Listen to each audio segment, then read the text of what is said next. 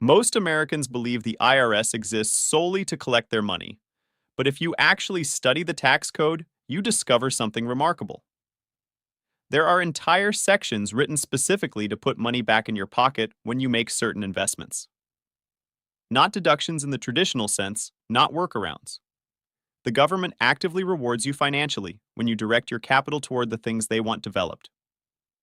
I am going to show you exactly which investments the IRS incentivizes you to make, how much those incentives are worth, why 90% of Americans never take advantage of a single one of them, and how wealthy individuals have quietly been using these strategies for the past 100 years to build the kind of generational wealth that most people assume is only possible if you were born into a privileged family. By the end of this video, you are going to understand the tax code not as a burden, but as a guide. A guide that Congress wrote specifically to reward certain financial behaviors. And if you simply follow the directions in that guide, the IRS will reward you for living the life the government wants you to live. Let me start with the single most important concept in the entire tax code. Because if you understand this one thing, everything else becomes clear. The tax code is not designed to be neutral. It is designed to incentivize behavior. Every single provision in the tax code was written by Congress to direct capital towards something. Housing, energy, business, investment, retirement, education, charitable giving. If you do what the tax code wants you to do, the tax code will support you financially. If you ignore the tax code and simply work a W-2 job and collect a paycheck, you pay the highest effective tax rate in the country. The average W-2 employee pays somewhere between 25 and 37% of their income in federal taxes, state taxes, payroll taxes, and additional fees. The average wealthy American pays closer to 15%, not because they have better accountants, but because they understand the code as a guide and they have followed the right sections of it. Now, let me walk you through the investments the IRS actively rewards you for making.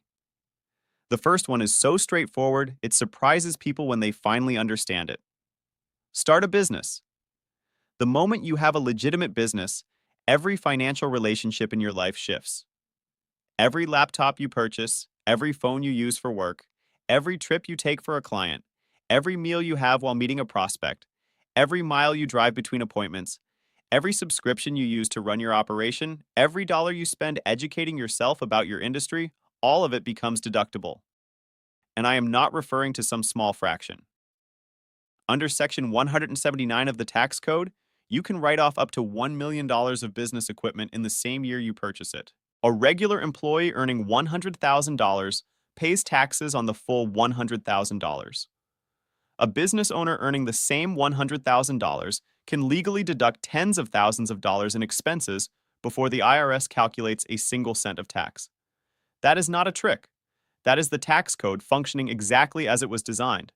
Congress wants more small businesses in America.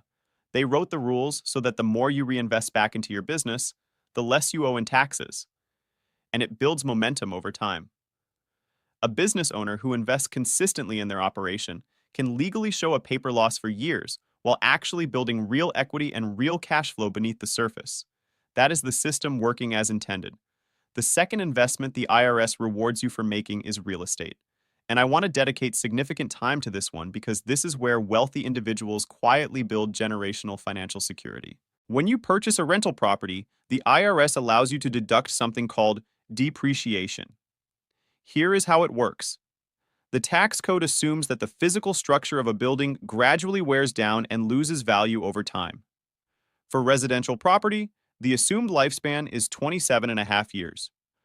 For commercial property, it is 39 years. So the IRS allows you to take the value of the building, divide it by that number, and write it off against your income every single year.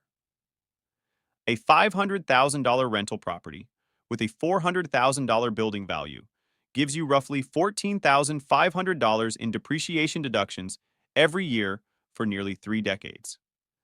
That is $14,500 of income that the IRS treats as though you did not receive it, even though you did. But here is the part that truly stands out. The property is not actually losing value in most cases. In fact, it is typically increasing in value.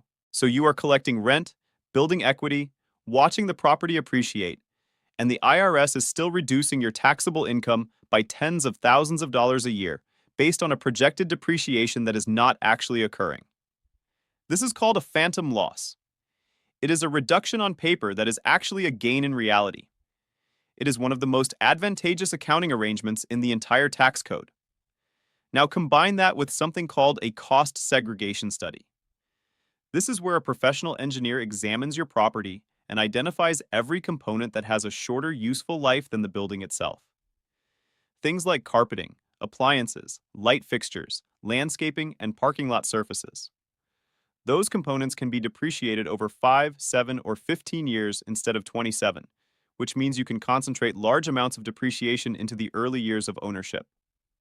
A knowledgeable investor with $1 million rental can legally claim $150,000 to $250,000 of depreciation in the first year alone. That is a substantial deduction against active income if you qualify as a real estate professional. And then we get to the 1031 exchange. Section 1031 of the tax code states that if you sell one investment property and reinvest all the proceeds into another investment property within a specific window of time, you do not owe a single dollar of capital gains tax on the sale. You can repeat this process an unlimited number of times. You can purchase a small rental, sell it, roll the profit into a larger rental, sell that one, roll the profit into an even larger one, and continue indefinitely. You never pay the tax along the way. And when you pass away, your heirs inherit the property at what is called a stepped-up basis, which means all those decades of accumulated gains are completely reset for tax purposes. The government effectively allows wealthy individuals to build and transfer real estate portfolios without ever paying capital gains tax on any of the growth. This is not illegal. It is not hidden. It is written directly into the code.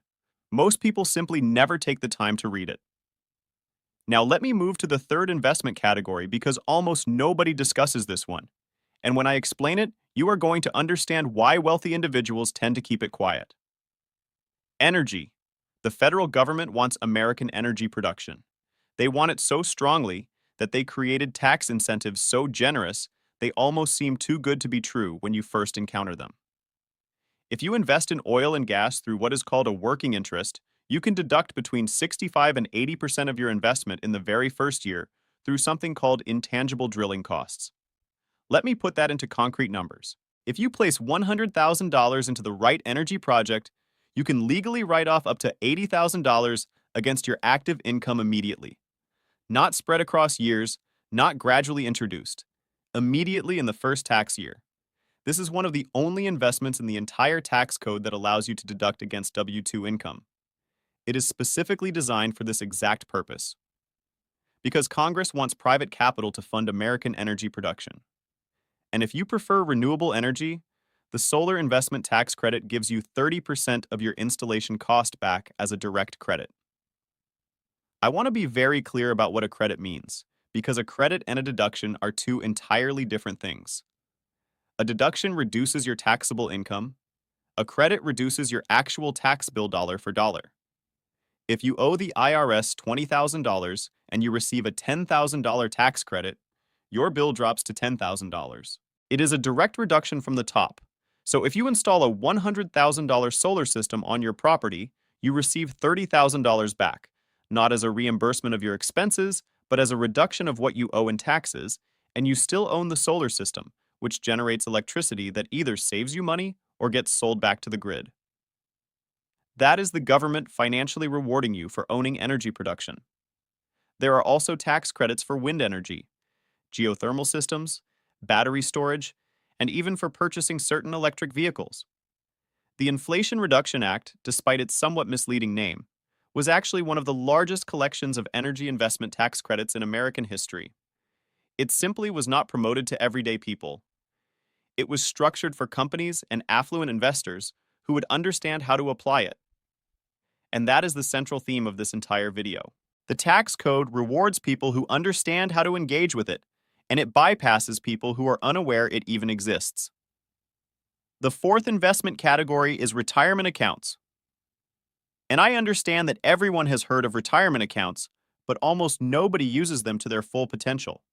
A standard 401k allows you to defer roughly $23,000 per year. In 2026, that is the standard employee contribution limit. But here is where it becomes genuinely interesting. If you own a business, even a modest side business, you can open a solo 401k and contribute up to $69,000 in a single year. That is 3 times the limit of a regular employee account. You are contributing both as the employee and as the employer simultaneously. And every single dollar of that contribution comes directly off your taxable income. A business owner earning $200,000 can contribute $69,000 to their solo 401k and immediately reduce their taxable income to $131,000. At a 32% tax bracket, that represents over $22,000 in tax savings in a single year, repeatable every year throughout your working career. And then there is what many consider the standout option of the entire retirement system, the health savings account.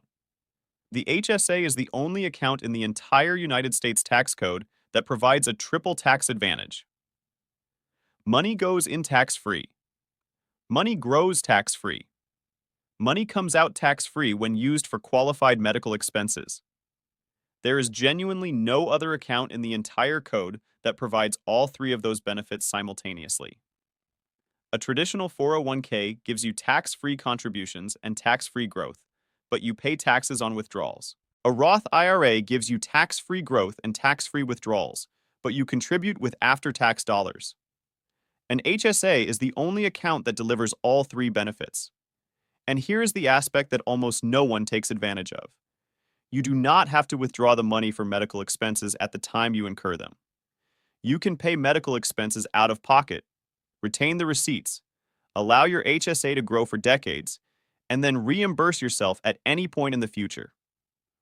Which means the HSA can effectively function as an additional retirement account with the most favorable tax treatment of any account available. Now, I want to move beyond the 4 main categories because the tax code contains numerous lesser-known strategies that can be layered on top of one another and amplify your overall savings. Let me walk you through several that wealthy individuals use that almost nobody discusses openly. First, opportunity zones. This provision was established in 2017, and the benefits are substantial.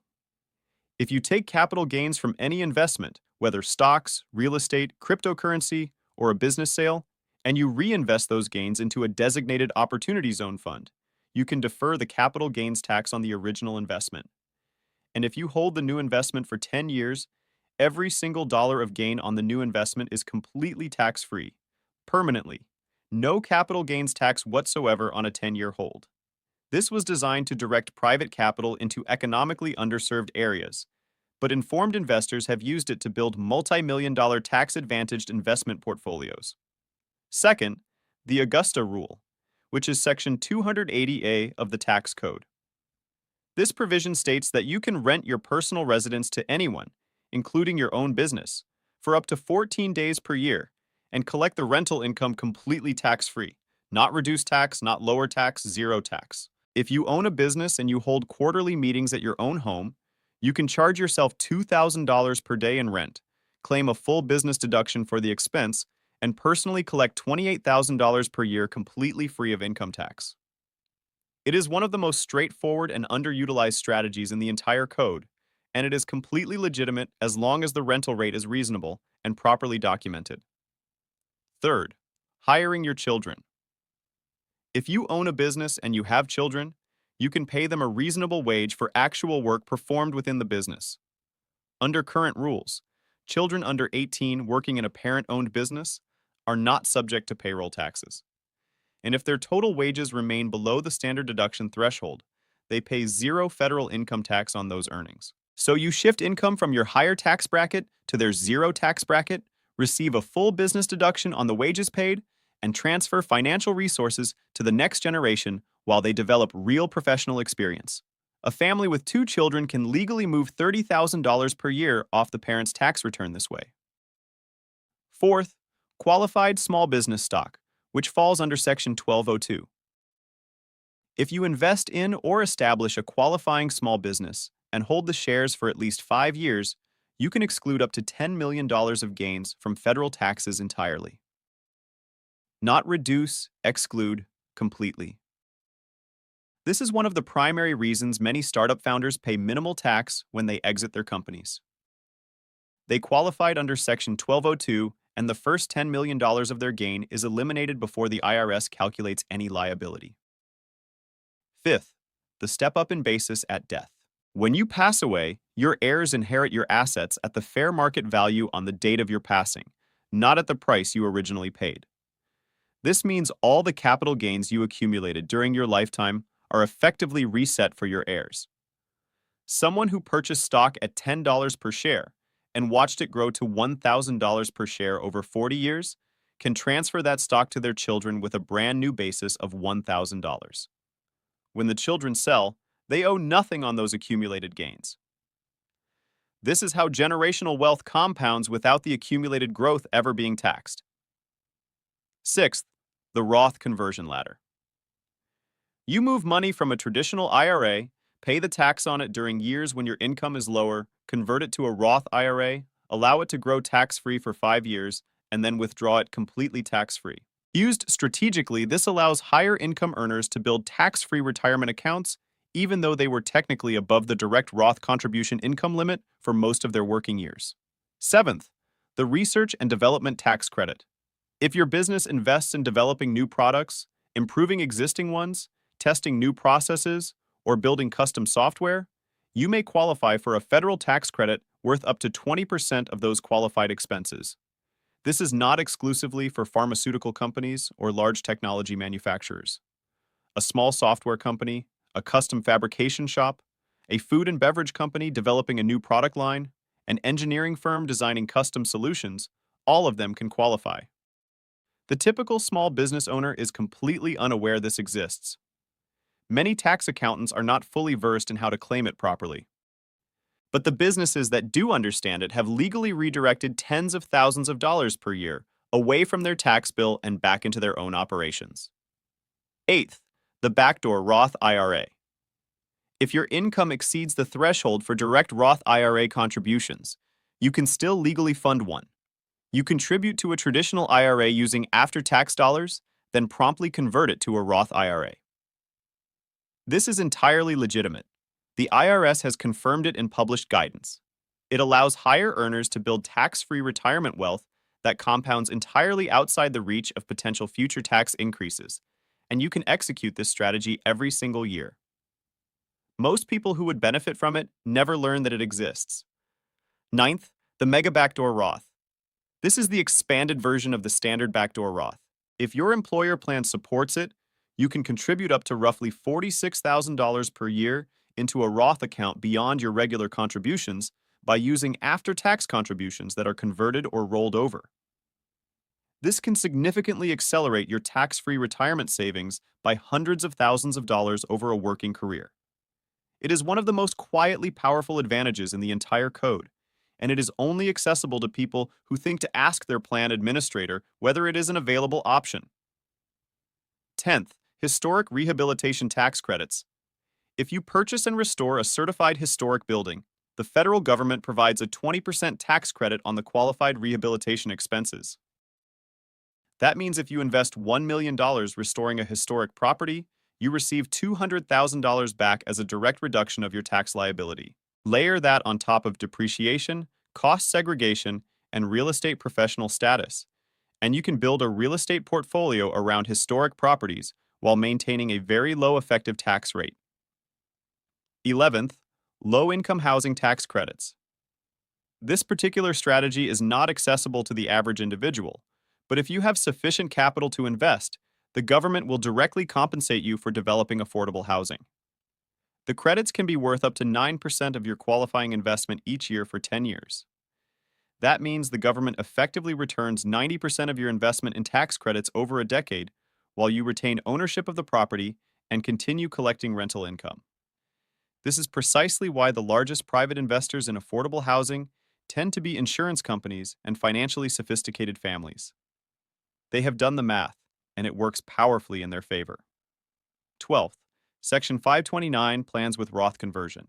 Beginning recently, unused funds in a 529 education savings plan can be transferred into a Roth IRA for the beneficiary, up to $35,000 in total. So even if your children do not ultimately use all the money you set aside for their education, those funds are not forfeited. They get converted into a tax-free retirement account held in their name. You can fund a 529 plan early in a child's life, allow it to grow for 18 years, cover their education expenses, and then channel the remaining balance into their retirement account. That represents a multi-generational wealth transfer strategy with tax-free growth at every stage. Now, let me walk you through an illustration that demonstrates how these strategies compound together, because this is the part that permanently changes how you think about personal finance. Imagine you are a business owner earning $250,000 annually with no tax planning in place. At combined federal, state, and self-employment tax rates, you are likely sending somewhere between $80,000 and $90,000 to the government every year.